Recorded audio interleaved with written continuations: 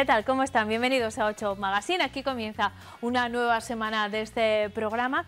Hoy vamos a hablar, cómo no, del coronavirus, pero ya saben que siempre en 8 Magazine intentamos mirar un poco más allá y analizar las consecuencias que nos deja la pandemia desde otros puntos de vista. Hoy vamos a hablar con el representante de una ONG que ha tenido que cambiar su método de trabajo y adaptarlo a la época de confinamiento y se prepara además para recibir a más usuarios después de la crisis económica que va a desatar la pandemia. Hablaremos también de si ha influido o no el coronavirus y sobre todo el confinamiento en los divorcios, si se ha incrementado el número de separaciones en este periodo o no ha influido en absoluto.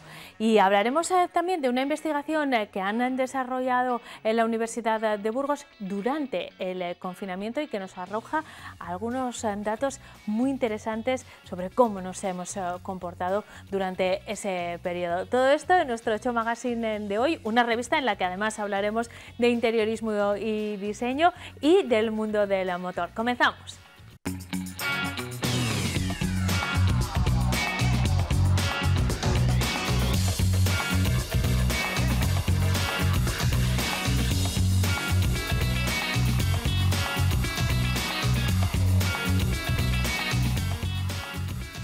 Hoy arrancamos nuestro programa hablándoles del trabajo que desarrolla no solo durante este periodo especial, sino todos los días del año, la ONG Atalaya Intercultural. Y lo hacemos porque ha sido un periodo especialmente difícil para las personas que trabajan en el sector social y queremos analizar un poco cómo han sido estas semanas y también cómo va a ser el futuro para las organizaciones sociales, porque como venimos repitiendo desde hace semanas, la crisis sanitaria en la que nosotros no entramos porque no somos expertos tiene consecuencias de todo tipo, sociales, que abordaremos después a través de un estudio realizado por expertos de la Universidad de Burgos, también económicas y en este caso, en el de la cooperación, pues se presenta un panorama especialmente complicado. Tendremos que echar mano de lo que un invitado hace pocas semanas denominaba las UBIs sociales. Bueno, pues todo eso lo vamos a poner en contexto a través del trabajo de Atalaya. Nos acompaña esta noche Manuel Martínez, que es el responsable de proyectos, sensibilización y en definitiva de comunicación de Atalaya. ¿Cómo estás? Buenas noches, Manuel. Buenas noches, Eneca, muchas gracias y buenas noches a todos los espectadores de Magazine. Este es un tema que podríamos abordar cualquier día, Manuel. De hecho, justo antes de saludar a nuestros espectadores, decíamos, claro, es inevitable porque todo pasa por el coronavirus y sus consecuencias, pero es verdad que vuestro trabajo ya era necesario antes del coronavirus y probablemente lo va a ser mucho más cuando esta crisis ya se centre más en la parte económica y social, ¿verdad? Sí, así es. Por desgracia, lo que estamos viendo o lo que hemos estado viendo estas últimas semanas, desde que comenzó el estado de alarma, pues el panorama que se plantea, la verdad es que cuando ya era complicado para este colectivo de personas migrantes que atendemos en Atalaya Intercultural, ahora, después de esta crisis sanitaria que estamos atravesando y también económica, pues el horizonte que vemos, la verdad es que es un poco complicado. Ahora hablaremos del futuro, pero vamos primero, si te parece, a contextualizar un poco vuestro trabajo. Sois una ONG que está formada por 5 congregaciones religiosas, aunque tenéis el apoyo de muchísimas entidades públicas y privadas, y que centra su objetivo en las personas migrantes que están pues, o en riesgo de exclusión o en situaciones complicadas. Manuel, exactamente ¿de qué os ocupáis? Muy bien, pues lo has explicado muy bien. Atalaya Intercultural, como mucha gente sabe, nació prácticamente en el año 2002, aunque comenzó a trabajar incluso un poco antes, y como bien has dicho, 5 instituciones religiosas de Burgos hablaron y se dieron cuenta de una realidad, una demanda, en un periodo, en el principio de esa década o inicios del año 2000, en el que vino mucha gente de países principalmente latinoamericanos, hubo una llegada bastante considerable a Burgos y vieron la necesidad, una demanda de mucha población que había llegado y empezaron a trabajar de un modo bastante más humilde que actualmente. Esto ha ido creciendo a lo largo de los años, hasta que actualmente pues, somos un centro integral de inmigración reconocido por la Junta de Castilla y León. Y bueno, nuestro objetivo es dar respuesta de un modo integral, ¿no?, ante las necesidades de este colectivo de personas y para intentar mejorar la calidad de su vida. Vamos. Vosotros ahora mismo tenéis en marcha 27 programas, o habéis desarrollado durante el último año. Al final todos hacemos balance anual, Manuel. Sí, sí. Y durante 2019 habéis desarrollado 27 programas en los que habéis atendido a 2.044 personas. Contáis con una red importante de voluntarios de cerca de 240. Sí. ¿Qué tipo de proyectos concretos realizáis? Desde el aprendizaje de español, que seguramente es la primera dificultad que se encuentra un inmigrante que llega, en este caso a Burgos, que viene de otro país, a la integración laboral, ¿no? Hay de todo, de todos los ámbitos. Sí, como hablamos, se trata de ofrecer un enfoque integral para ayudar a estas personas a caminar, a integrarse en la sociedad que han elegido vivir, que es Burgos, para buscar una vida mejor, como haríamos cualquiera. Yo por lo menos lo veo así. Entonces, Atalaya Intercultural se organiza en 5 grandes áreas de intervención, que cada una de estas pues, engloba una serie de programas. Y bueno, son el área de acogida, que es el área que engloba, es digamos la puerta de entrada a la asociación, personas que llegan a la institución solicitando algún tipo de ayuda, sobre todo en el impacto de la llegada, gente que ha llegado, que no tiene redes, que no tiene familia. Y bueno, es un espacio de escucha y de cercanía, que es también un poco lo que queremos diferenciarnos, o sea, como dice nuestro lema, pensamos, miramos a las personas antes que las fronteras, ¿no? Entonces, en el área de acogida se atiende sobre todo orientación y formación en la llegada y la cobertura de necesidades básicas, como es por ejemplo el comedor de Atalaya Intercultural, viviendas de acogida, un servicio de ropero, y luego ya pasamos al área de formación, en el que, como bien decías, pues se atiende tanto a personas adultas como a chicos, hijos de familias de procedencia de otros países, a través de clases de español o intervención con menores, a través del apoyo educativo.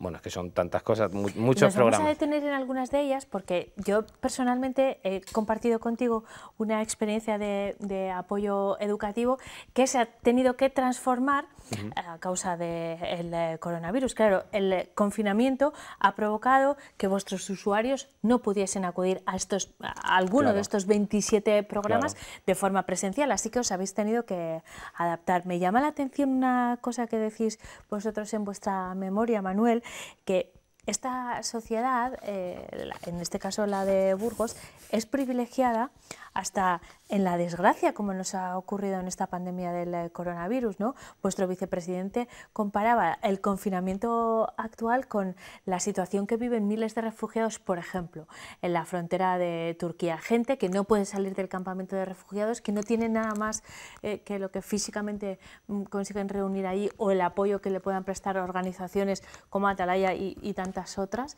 y que para nosotros el confinamiento, que ha sido muy duro desde luego, supone un privilegio respecto a la situación que tiene esa gente. Vista la situación desde aquí, desde esta situación privilegiada, ¿cómo trabajabais con vuestros usuarios cuando no podían acudir a vuestro comedor o no podían asistir a las clases de español o de apoyo educativo? Bueno, desde el principio, tal y como se decretó el estado de alarma a mediados de marzo, automáticamente, bueno, ya teníamos un volumen, o sea, quiero decir, antes de esta crisis, el volumen de personas que llegaba a Atalaya y que atendíamos en Atalaya, tanto de manera individual, al acercarse al despacho de acogida o al despacho de mediación laboral, y así como las actividades grupales, como dices, clases de español, o sea, el volumen que manejábamos de personas diarias era elevado. Entonces, desde el momento que se decretó el estado de alarma, habilitamos una serie de canales telemáticos para poder seguir atendiendo a las personas, a través de WhatsApp, teléfono, correo electrónico, porque cerramos la sede, digamos, como hicieron, como claro, han hecho, y no podíais mantenerla abierta, de hecho. Exactamente, se cerró. Pusimos carteles, hicimos difusión a través de redes sociales, en nuestra página web, llamadas telefónicas a través de las personas voluntarias responsables para que comunicaran a todas las personas beneficiarias, y así empezamos a trabajar. De hecho, hasta hoy, que estamos pensando en abrir dentro de poco para atención a personas de manera individual, no de manera grupal todavía. Se han atendido a casi 400 personas solamente por vías telemáticas. Os habéis encontrado con una dificultad añadida en este periodo de confinamiento, y es que muchas de las personas con las que trabajáis tienen un hándicap respecto a la digitalización, ¿no? Al final la desigualdad puede ser de muchos tipos, hasta tecnológica. ¿Habéis tenido que atajar también esa parte? ¿De qué manera?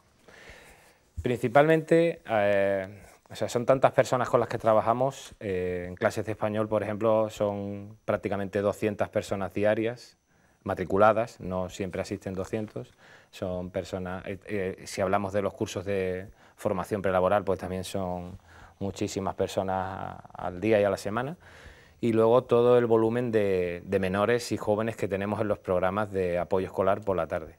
Esa ha sido, sobre todo nos hemos prestado especial atención en los menores, porque continuaba el colegio, el trabajo académico, y queríamos seguir dando ese apoyo a estas familias, ¿no? ¿Cómo lo hemos hecho? Bueno, a nivel de, como tú dices, de temas de aparatos electrónicos o conexiones a Internet, con las deficiencias y con los pocos recursos que tienen las familias, todos los dispositivos que tenemos en la sede, que habitualmente usamos en los programas, pues lo hemos puesto a disposición de las familias que lo han requerido, que lo han necesitado. Aproximadamente son unas 10, 11 creo, tablets que hemos ofrecido, y hemos recibido recientemente también tarjetas de conexión a Internet, para que vamos a facilitar a las familias que la necesitan, sobre todo para eso, para que los chicos puedan seguir haciendo su trabajo. Y ya con respecto a las personas adultas era bastante complicado, porque es que es muchísima gente, y es bastante difícil pues seguir dando unas clases de español de manera telemática. Estamos trabajando en ello, estamos mirando la posibilidad de abrir una plataforma web para el aprendizaje de español, pero a pesar de eso, viendo que duraba el confinamiento, lo que decidimos, o sea, que se extendía el tiempo de confinamiento, que al principio, como todos, pensábamos que iban a ser 2 semanas, sí, y hemos terminado casi 3 meses. Entonces, ¿no? Automáticamente empezamos a pensar desde el equipo de coordinación, y lo que hicimos es elaborar un proyecto que se llama Acompañándonos, y que todavía sigue en ejecución, se sigue haciendo, y es que lo que decidimos, que no implicaba ningún coste ni ninguna tecnología para la mayoría de las personas beneficiarias que atendemos, es llamarlos por teléfono. Llamar por teléfono para, hemos establecido unos grupos de personas acompañantes, personas voluntarias de Atalaya, que han tenido un grupo de contactos de personas a las que atendían directamente. Los propios profesores de clases de español llamaban a sus alumnos una vez a la semana al menos, para preocuparse, saber que estábamos con ellos, que no están solos, cómo les va, qué necesidades tienen. De alguna manera ya practicas un poco el español, y ese ha sido el sistema que hemos seguido allí en Atalaya. Manuel, nos quedamos sin tiempo y son muchos los frentes que tenéis abiertos, sí. Así que nos tendremos que volver a ver pronto aquí o en vuestra sede, pero antes de despedirnos, me decías hace un momento que estáis preparando vuestra particular desescalada, la vuelta a la actividad. ¿Cuándo ocurrirá eso? Pues no lo sabemos con exactitud, estamos un poco preparándolo todo, estamos preparando un sistema, un programa para dar citas para poder atender a las personas, para que no para que puedan ser atendidos con cita previa y que no haya aglomeraciones de personas, todo lo que es material de prevención, sanitario, pantallas, mascarillas, geles. Bueno, pero será inminente, ¿no? Aforo, sí, sí. Como te digo, la atención personal, persona a persona, se va a empezar. Y luego lo que es la atención de actividades grupales, sobre todo a nivel formativo, pues se va a hacer conforme a las medidas sanitarias que se vayan estableciendo, por supuesto respetando aforo, haciendo turnos, bueno, adaptándoos a esta adaptando situación. a la nueva normalidad. Pues nos vemos pronto cuando ya estéis en marcha y tengamos ocasión de profundizar todavía un poco más en esta cuestión. Muchas gracias por visitarnos esta noche en 8 Magazine. Te he dicho hasta pronto, Manuel. Gracias a vosotros. Y a ustedes les vamos a llevar un contenido completamente diferente. Esto es un magazine, cada página la dedicamos a un tema. Hablábamos ahora mismo de la ONG Atalaya Intercultural y de temas sociales, pues pasamos de página y entramos en la página dedicada a la decoración y al interiorismo. Ahora que hemos pasado tanto tiempo en casa, seguro que les han ocurrido muchas ideas para transformarla o han encontrado la necesidad de hacerlo. Bueno, pues tenemos algunas respuestas que nos traen nuestros amigos de Leal.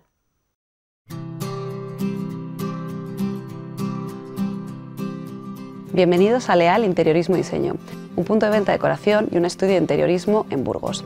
En el vídeo de hoy os mostraremos la decoración de un dormitorio en tonos suaves. Como hemos comentado en otras ocasiones, en Leal ofrecemos un servicio de decoración completo, llave en mano, tanto para aquellos que se acaban de comprar una casa, como para los que tienen una vivienda en el pueblo y necesitan reformarla, o los que llevan con las cosas en cajas de mudanzas años. Nuestra labor es quitar quebraderos de cabeza a nuestros clientes, desde coordinar la instalación hasta ayudarles a elegir ese textil o tapizado para una butaca estrella. Hoy hablaremos de un producto muy versátil y con muchas posibilidades, como son las cortinas de lamas verticales. Y por último, os contaremos cómo transformar vuestra vivienda sin necesidad de meterse en obras.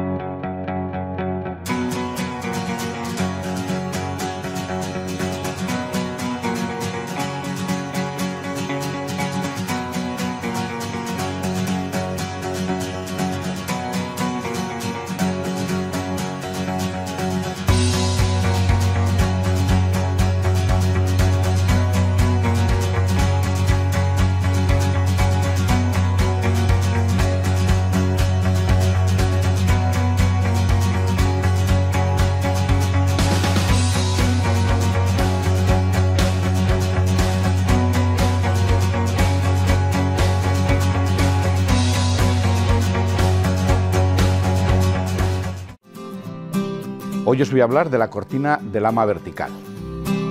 La cortina de lama vertical ha vuelto, y no solo para las oficinas y los espacios industriales. Ha vuelto para entrar y quedarse con toda su fuerza en nuestro hogar. Ideal para grandes ventanales de techo a suelo, para galerías y para separar espacios. Las últimas tendencias en decoración le han vuelto a dar una importancia considerable. Su versatilidad a la hora de controlar la luz natural y la privacidad, así como la gran variedad de tejidos y anchos de lama, nos proporciona una cortina con un estilo suave, elegante y alargado. Podemos encontrar varios tipos de tejido, que los vamos a resumir en 3. Tejidos screen, ya los conocemos por sus características de protección solar. Tejidos translúcidos, que nos dejarán pasar cierta cantidad de luz aun cuando la lama esté cerrada. Y opaco, que nos permitirán un control total sobre la luz. La versatilidad de su mecanismo nos permite su instalación en casi todas las circunstancias. Ventanales curvos, ventanales abuhardillados, lamas a diferentes alturas. También podemos jugar con el color y el diseño de las lamas, haciendo que nuestra cortina tenga una apariencia única y personalizada. Si te estás planteando que una cortina de lama vertical es la opción en la decoración de tu estancia, no dudes en pasarte por nuestra tienda Leal Diseño. Te asesoraremos sobre el modelo que mejor se ajusta a tus necesidades. Hola, hoy os voy a hablar sobre cómo hacer un cambio en tu hogar sin necesidad de obras. Nos adaptamos según el presupuesto que dispongas y te asesoramos sobre cuál es la intervención más eficaz a realizar. Tenemos ideas para todos los bolsillos. En Leal Diseño realizamos proyectos de decoración donde analizamos cada estancia que quieras renovar. tanto si es la casa al completo o solo una de las habitaciones, como pueden ser el salón o uno de los dormitorios. Las necesidades de una vivienda van cambiando según pasan los años y las situaciones familiares, por lo que lo mejor es realizar los cambios necesarios para conseguir que tu hogar te represente.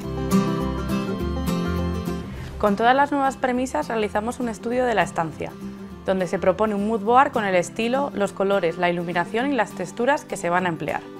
Además, se elaboran planos de la nueva distribución del mobiliario junto con la propuesta en 3D para que puedas ver cómo va a quedar tu habitación. Por último y no menos importante, una vez escogida la opción de distribución que más te guste, se realiza el presupuesto detallado y completo ajustándose al precio inicial que el cliente quiera dedicar a cada estancia. Contratar un proyecto de decoración es una forma muy eficaz de renovar tu casa, sin los trastornos que pueden conllevar realizar una obra de reforma completa. Y en Leal Diseño te podemos ayudar con ello. Si os han gustado los consejos de hoy, nos encantará ver el resultado si subís una foto con el hashtag #LealInteriorismo a las redes sociales. También podéis utilizarlas para seguir nuestro día a día y ver ejemplos de cortinas, estores e instalaciones de decoración que realizamos en casas de nuestros clientes. Si queréis ser los primeros en conocer las tendencias en decoración, os animamos a que visitéis nuestra tienda física para ver todas las novedades que recibimos a diario. Crea tu espacio con Leal en la calle General Sanz Pastor número 6.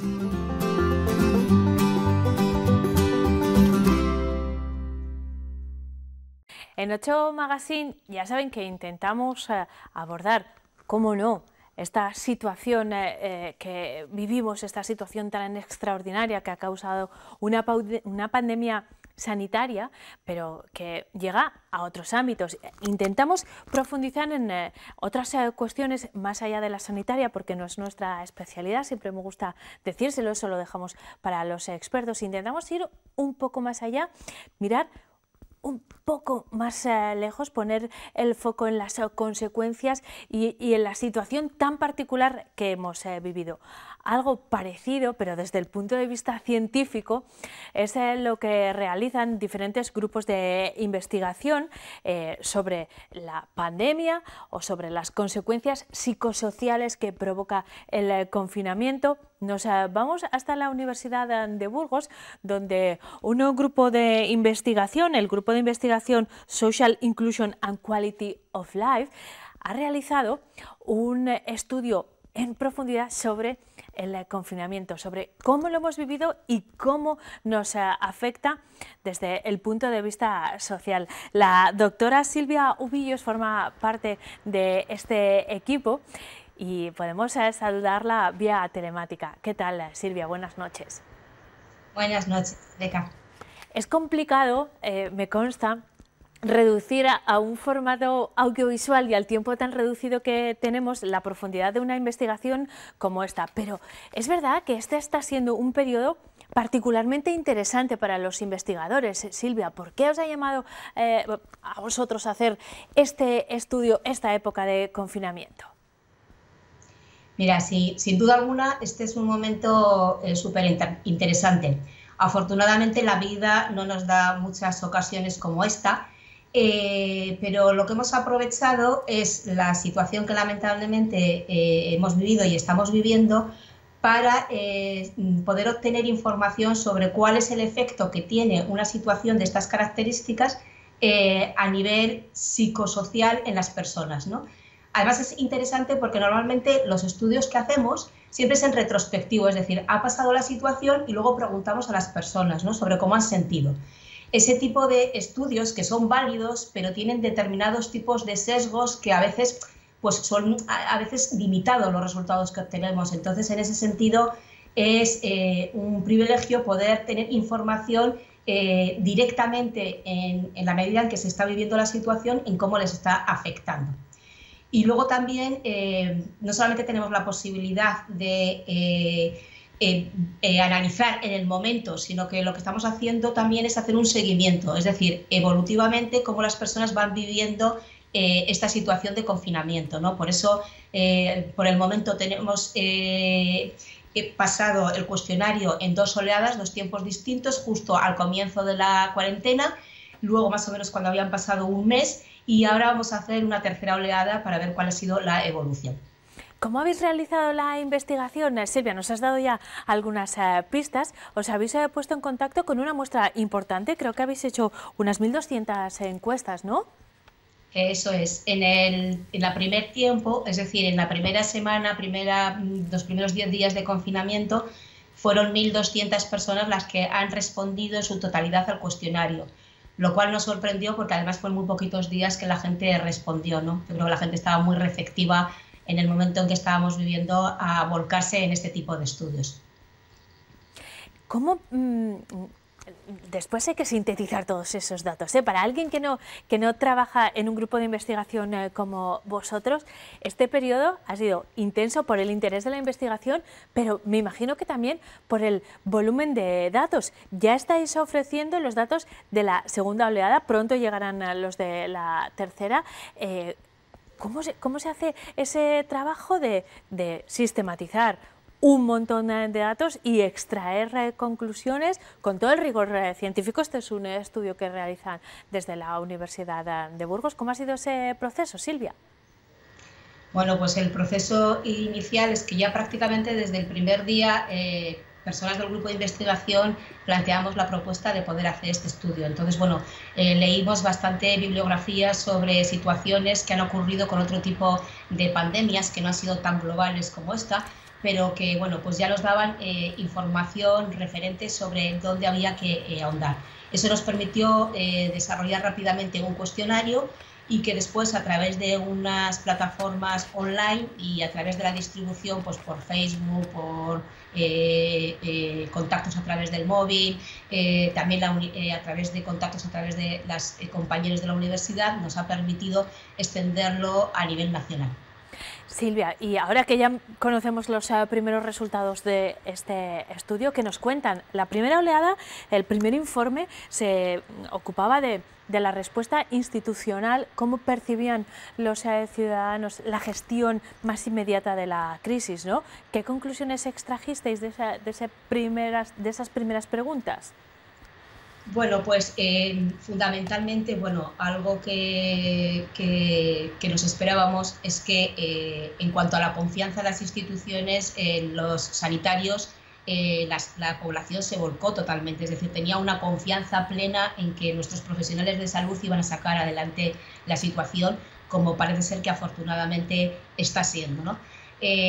También en ese primer momento ya la confianza, por ejemplo, en los gobiernos y en los partidos políticos era media-baja. Ahora tendremos que ver en esta tercera oleada, tal y como se ha desarrollado toda la situación y las decisiones que se han ido adoptando y el comportamiento de los distintos partidos políticos, pues bueno, a ver qué ha pasado con la confianza de las personas en estas instituciones. Yo preveo que, por ejemplo, en los servicios sanitarios la confianza se va a mantener y probablemente, bueno, pues con toda la crispación que está habiendo en el último tiempo, probablemente la confianza en los distintos partidos políticos y en los distintos gobiernos es probable que decaiga. También preguntabais por la percepción del riesgo que tenían quienes han respondido a vuestro cuestionario y las medidas de protección que utilizaban, y era bastante diferente según colectivos. Supongo que a medida que avanza el estudio también se ha ido transformando esa percepción del riesgo. Iría paralela más o menos a la curva, ¿no? Sí, efectivamente. Bueno, en un primer momento ya veis que la percepción de riesgo no era muy alta. Es decir, la gente sí que consideraba que estábamos ante una enfermedad que era muy grave, porque evidentemente nunca nos habíamos visto en esta situación, pero sin embargo la gente no se percibía especialmente en riesgo. Y especialmente eran los jóvenes que menos en riesgo se percibía. También es cierto que ha sido una enfermedad que se ha centrado mucho en la gente mayor, se habla de un perfil de riesgo de personas a partir de 65 años, aunque también, si bien es cierto, que tenemos casos de personas jóvenes que no han tenido ninguna patología previa y que, sin embargo, pues han sido afectados por la COVID y en algunos casos con un desenlace dramático, ¿no? Pero en cualquier caso los jóvenes prácticamente no percibían el riesgo de poder tener posibilidades de que a ellos les afectara, ¿no?, la COVID-19. El segundo informe se centra más en la parte social, en la importancia del apoyo del tejido familiar y de amigos. ¿Qué principales conclusiones podemos extraer también de ese segundo informe, Silvia? Pues mira, del segundo informe, sin duda alguna, el contar con amigos es algo esencial. Cosa que, claro, la pandemia, pues la posibilidad de poder seguir relacionándonos con nuestros amigos y en algunos casos con nuestros seres queridos, porque no hemos podido tener contacto con ellos, pues es algo que ha hecho pues mucha mella, ¿no?, en las personas, ¿no? Y si vemos, por ejemplo, algo que ya es un dato llamativo, es que en la primera semana de confinamiento, cuando hablamos de un indicador de salud mental, es que el 40% de la población tenía indicadores de mala salud mental. Eso sí que es un dato preocupante, que bueno, tenemos que ahora rápidamente poder analizar los datos de la segunda oleada para ver qué ha pasado, ¿no? Porque también es cierto que en la medida en que ha ido avanzando las semanas, incluso la gente que mejor podía afrontar la situación, pues bueno, pues evidentemente eso ha ido pesando, ¿no?, con el paso del tiempo, pero es que desde luego ese dato a nosotros nos ha llamado la atención, es que es un 40%. Los estudios con muestras representativas lanzados por el Ministerio de Sanidad en años anteriores, como el 2017, el 2011 o el 2006, el porcentaje de personas que presentaba una mala calidad de vida, un indicador de mala calidad de vida, es que era aproximadamente en torno al 20%. Estamos hablando del doble del porcentaje, el 40%. Estaremos muy pendientes del tercer informe, en el que me consta que estáis trabajando intensamente. Silvia, cuando dispongamos de esos datos nos gustará mucho volver a saludarte y profundizar un poco más en esta cuestión. En cualquier caso, este ha sido un periodo muy interesante, pero de mucho trabajo para un equipo como del que formas parte. Queremos daros las gracias, sobre todo por ese trabajo, pero también por habernoslo contado. Hasta pronto. Muchas gracias. Muchas gracias a vosotros. Y a ustedes, les vemos enseguida, después de la publicidad. Vamos a hablar de cuestiones relacionadas también con el coronavirus, pero sobre cómo ha influido en la pareja. Vamos a consultar a una abogada de familia que nos va a dar las claves en ese aspecto. Será tras la publicidad.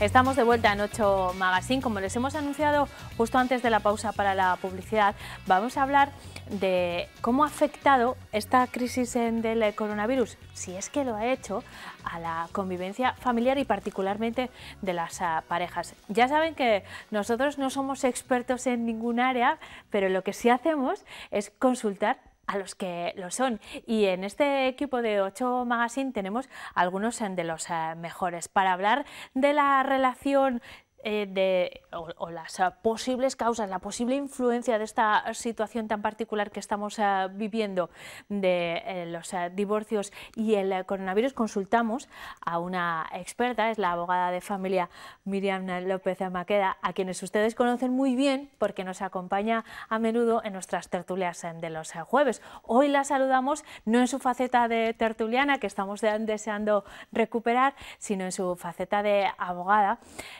Miriam ejerce de abogada de familia en separación responsable. Miriam, ¿cómo estás? Hola, Eneca, ¿qué tal estáis? Estamos encantados de volver a encontrarnos. Espero hacerlo pronto aquí en el plató, pero hoy cambiamos un poco de faceta. Vamos a hablar estrictamente de tu faceta profesional. Ya a lo largo de esta cuarentena tuvimos ocasión de saludarte en nuestros servicios informativos para hablar de algunas de las dudas que surgían en los procesos de divorcio y los conflictos que podría generar el confinamiento. Hablaremos de cómo ha funcionado eso, pero me gustaría empezar por si de verdad esta situación ha influido en la vida de las parejas o en los índices de divorcio, porque nos llegan noticias, no sé si un poco frívolas a lo mejor, respecto al incremento del número de divorcios a causa de la convivencia durante esta pandemia, de las restricciones que hemos sufrido de todo tipo. ¿Es verdad que se producen más divorcios por la cuarentena? Pues bueno, yo lo que aclararía es que no es que se produzca el divorcio por la cuarentena, del mismo modo que no se produce por las fiestas de Navidad o cuando se vuelve de vacaciones. No es la situación lo que conlleva el divorcio, sino que es verdad que hemos vivido una situación en la que pues, hemos compartido un espacio para unas familias más grandes, para otras más pequeños, pero un espacio común, ¿no? Sin dejar respirar a la pareja en sus otras facetas, y eso pues lo que hace es poner encima de la mesa lo que la pareja traía, ¿no? Antes del confinamiento. Habrá habido parejas que les habrá reforzado esta situación, pero ha habido parejas quizás que bueno, pues la situación les ha hecho ver cosas que quizás no funcionaban o que se podrían mejorar. Entonces, el coronavirus no es la causa de que haya más divorcios, simplemente pues, ha podido agravar situaciones familiares que pueden conllevar a un posible divorcio. Y este es un buen momento con las circunstancias de todo tipo, pero hasta psicológicas o económicas, las preocupaciones laborales una vez superada la peor crisis sanitaria, que es la más grave. Este es un buen momento para tomar decisiones tan drásticas porque de alguna manera ese contexto ha influido. Ya nos aclarabas que la causa no es el coronavirus ni el confinamiento. Había problemas previos que han aflorado o se han hecho más intensos durante el confinamiento, pero ¿estas son buenas circunstancias para tomar una decisión de esas características, Miriam? Pues aunque yo me dedico al tema del divorcio y gestiono esos procesos, yo diría que es un buen momento para que la pareja pase una ITV, es decir, para que revise todo aquello que ha vivido y que lo convierta en oportunidad, ¿no? Para poder ver qué ha pasado ahí. Entonces, quizás antes de, si es evidente, ¿no? Si la decisión es firme y hay una evidencia absoluta de que la relación era la gota que ha colmado el vaso y que ya no funciona, pues lógicamente habrá que acudir a un profesional, ¿no? Del derecho para que gestione el divorcio. Pero sí que es un buen momento para acudir quizás a una terapia de pareja. La terapia de pareja lo que va a hacer es poner encima de la mesa lo que la pareja es, ¿no? Y lo que la pareja tiene y con lo que la pareja cuenta, y si los dos están de acuerdo, poder seguir adelante o prepararles para un posible divorcio de la mejor manera. Pero no deberían tomarse decisiones muy aceleradas. Yo creo que la decisión del divorcio es una decisión muy importante en la vida de una familia, de las que más sufrimiento conllevan, y no me parece que sea el mejor momento para, si la situación no está muy clara, optar por ella, ¿no? por el proceso del divorcio. Aunque yo me dedico a ello, ¿no? y lo veo cada día, pero creo que es mejor quizás acudir a terapia. Y seguramente, porque puede haber Miriam, muchas emociones confundidas, ¿no? Quería detenerme un momento en la terapia porque independientemente de cómo concluya ese proceso que inicia una pareja a través de la terapia, que puede concluir pues tomando definitivamente la decisión de separarse o no, es un viaje interesante incluso para pactar la forma en la que se va a desarrollar después esa separación, ¿no? Puede ser posible que sirva para ello, pero el objetivo de la terapia de verdad es poner encima de la mesa lo que cada miembro de la pareja en ese momento siente y puede al final contribuir para que la relación siga adelante. O sea, el objetivo de la terapia es que la relación continúe, pero a veces también sirve para preparar el mejor divorcio posible, ¿no? Porque ha habido ya ese entendimiento. Entonces, lo que no es posible es quedarse como estamos. Esto es muy importante que llegue, ¿no? En las familias. Es decir, si hemos vivido una situación complicada, si tenemos emociones confusas, contradictorias, de verdad es el mejor momento para acudir a un profesional y que nos oriente. Sobre todo porque se puede dar la vuelta y convertirlo en oportunidad, ¿no? Yo creo que a todos nos ha removido. Y vamos, el que diga que no le ha removido esta crisis, pues estaría mintiendo, ¿no? A todos nos ha removido. Habrá habido familias que les haya afectado más en la familia, a otros en su relación con los hijos, a otros en su relación con la pareja, pero a todos nos ha removido. Yo soy partidaria de que todos deberíamos pasar por una terapia para salir más reforzados. Miriam, durante este periodo hemos vivido situaciones excepcionales que han estado condicionadas sobre todo por la cuarentena, por permanecer encerrados en casa, por la falta de movilidad, de relación social. ¿Cómo ha afectado eso a las parejas que ya estaban separadas, que tenían un régimen establecido y que en algunos casos no han podido cumplir? O sí, no lo sé. ¿Cómo han funcionado en este periodo? Pues mira, a mí me ha sorprendido y positivamente, porque al menos las parejas con las que nosotros trabajamos habitualmente, es verdad que hay una gran parte de parejas que se separan de mutuo acuerdo, ¿no?, en nuestros despachos, pero también hay otra parte que se separa de manera contenciosa. Y yo sí que me esperaba que me estuvieran llamando cada día para ver qué hacían, cómo lo hacían, a qué acuerdos llegaban, qué tenían... Pero de verdad, o sea, se han gestionado fenomenal, han sido autónomos para tomar sus decisiones y han funcionado, o sea, se han sabido entender. Esto quiere decir que cuando no nos queda otro remedio, nos entendemos, ¿no?, por pura supervivencia. Entonces, yo que soy una defensora absoluta del mutuo acuerdo, ¿no?, cuando es posible, pues esto me lo ha demostrado. Es decir, hoy es el coronavirus, pero igual el año que viene, pues yo que sé, es una otra pandemia diferente, ¿no?, por no decir otra cosa. Entonces, al final, las familias que se separan con hijos en común están condenadas, entre comillas, a entenderse, porque pues lo hemos visto claramente con esta situación y mi experiencia es que lo han hecho muy, muy, muy bien. Miriam, seguramente las familias que han vivido estas situaciones se están entendiendo muy bien, pero el resto de espectadores estarán preguntando si uno podía desplazarse, por ejemplo, de domicilio para cumplir con el régimen de visitas, si los niños podían cambiar de casa durante fines de semana alternos o respetar las visitas que no conllevasen pernocta. Todas esas cuestiones que parece podrían contradecir las normas del estado de alarma, sí se han podido realizar. Los progenitores sí han podido, cuando han llegado a ese acuerdo, como nos señalabas ahora mismo, sí han podido disfrutar de sus hijos o han pactado el tiempo que disfrutaban cada uno, que igual no era el que el convenio establecía. Han llegado a ese acuerdo, pero nos referimos a este tipo de situaciones, ¿no?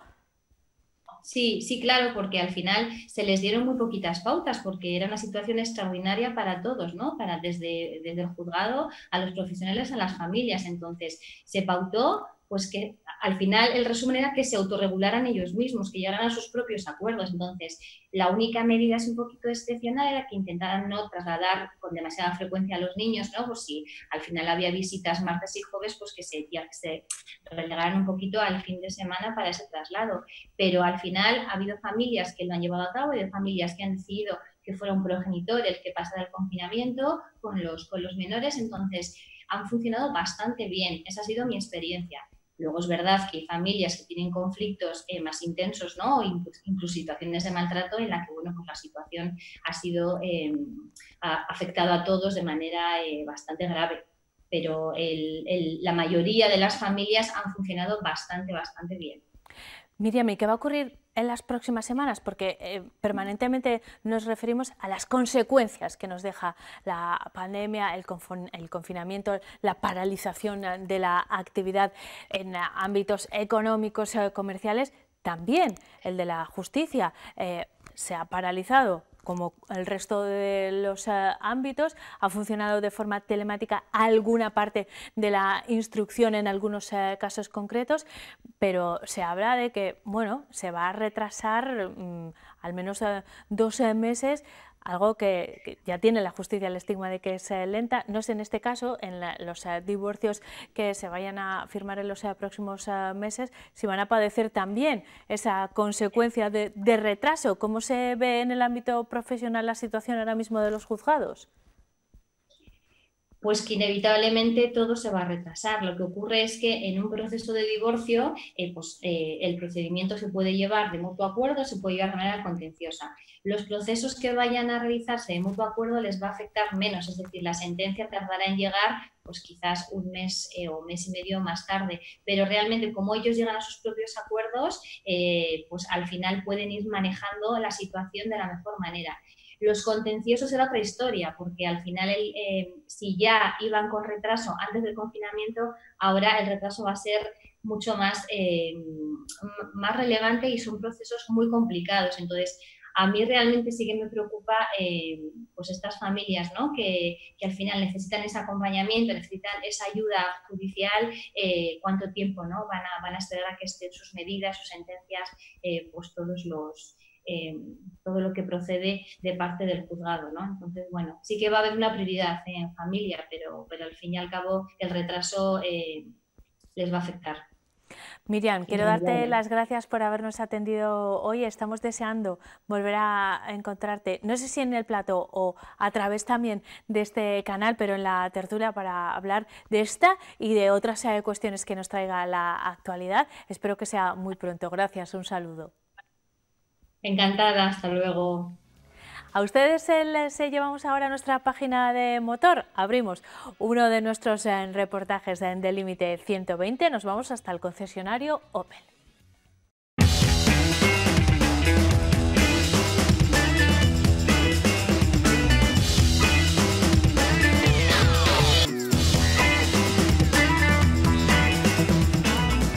Hola Álvaro, pues hoy estamos de enhorabuena porque podemos presentar el nuevo Grandland X híbrido 4x4, una joya que tenemos aquí a tu lado, ¿no?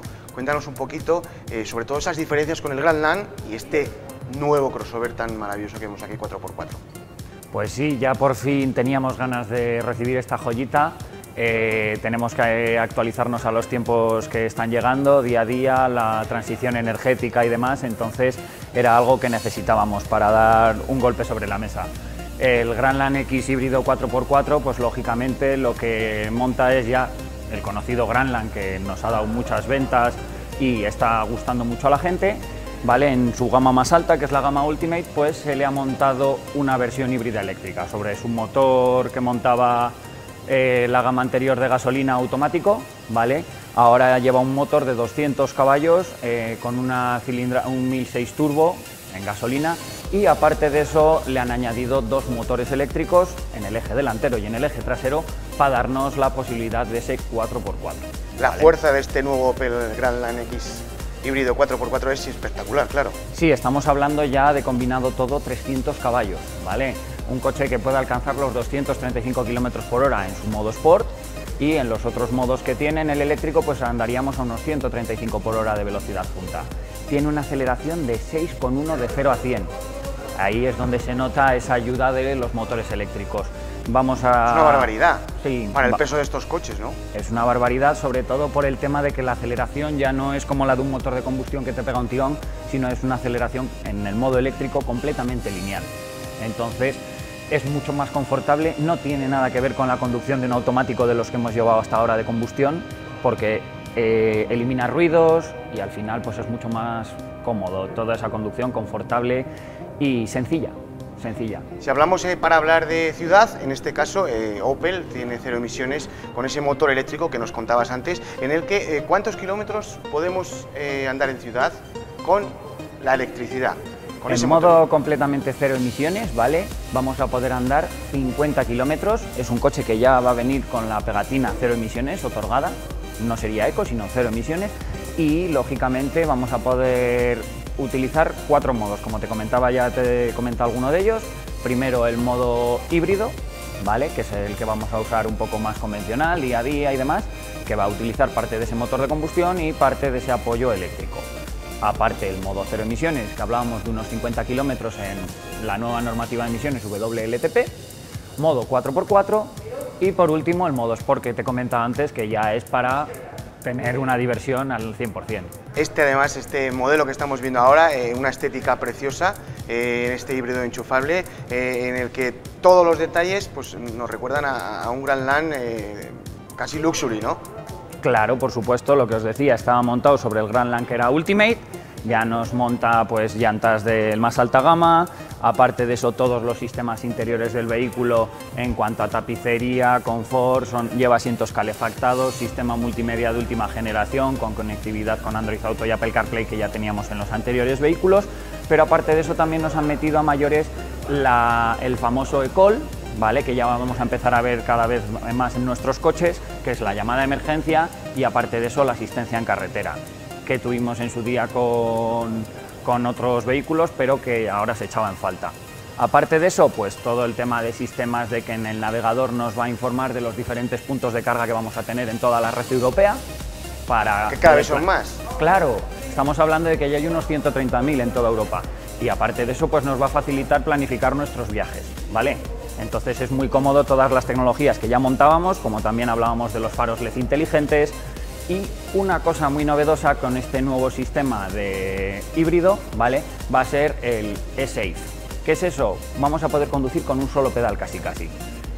Como tiene un gran par de arrastre el motor eléctrico, lógicamente en lugar de necesitar frenar, de pisar el freno, simplemente levantando del acelerador del pedal del acelerador el pie, vamos a conseguir que el coche vaya frenando automáticamente hasta casi quedar detenido. Sí. O sea, ¿vale? Dos en una. Exacto. ¿A nivel de seguridad? A nivel de seguridad viene con todo lo que ya teníamos antes, alerta por cambio de carril con corrección de trayectoria, vamos a tener también la alerta de ángulo muerto, también viene incorporada frenada de emergencia para detección de peatones también incluida, todo. O sea, lo que podemos hablar de seguridad es 100%. Airbags de piloto, copiloto, laterales y de cortina, no se les ha quedado nada al azar. ¿Por qué tendríamos que comprarnos un Opel Grandland híbrido 4x4 enchufable? Para dar ya un salto al futuro, para ser un poquito más eco y aparte de eso el ahorro que vamos a notar en nuestro bolsillo día a día. Porque al principio es una inversión, es un coche que parte de los 43.000 euros, pero posteriormente vamos a notar ese ahorro a diario. La mayoría de los traslados que hace la gente no son superiores a 50 kilómetros, entonces casi todo lo vamos a hacer en el modo eléctrico. Lo único que cuando salgamos de viaje y demás, pues precisaremos del motor de combustión térmico. Pues Álvaro, nos vemos en GG Automotive. Pues muchas gracias, bienvenidos y que nos veamos en breves. Muchísimas gracias. Hasta luego.